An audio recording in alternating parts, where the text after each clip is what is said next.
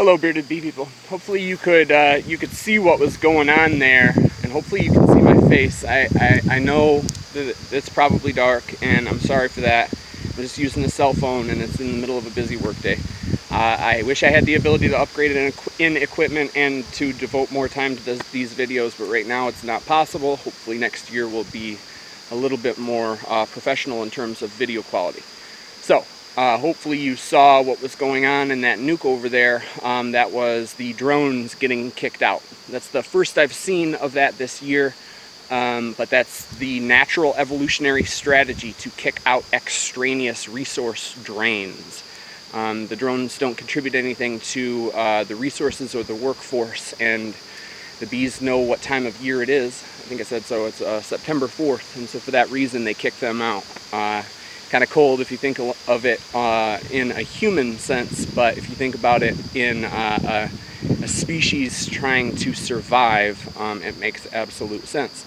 So for that reason, you know, splits aren't a good idea now in Michigan, unless you have mated queens to go with them. And I mean, we haven't been grafting for a month or so because of that, in anticipation of that. And another thing that points out is that swarms this time of year aren't natural. They're usually a sign of something going wrong on the inside of the colony. There goes the adage, a swarm in May is worth a bale of hay, in June silver spoon, and in July let it fly. And of course you could extrapolate that to August, and even more extremely so to September. The bees realize what time of year it is. They're not confused in thinking that a swarm is a good idea to propagate the local numbers.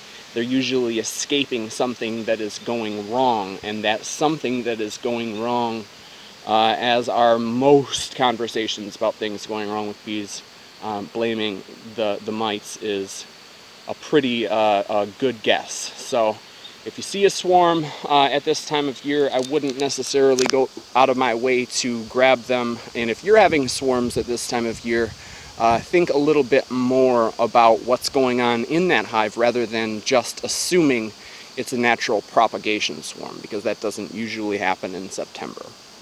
So, food for thought. Either way, don't split your bees, but get out there and have some fun with them. See ya.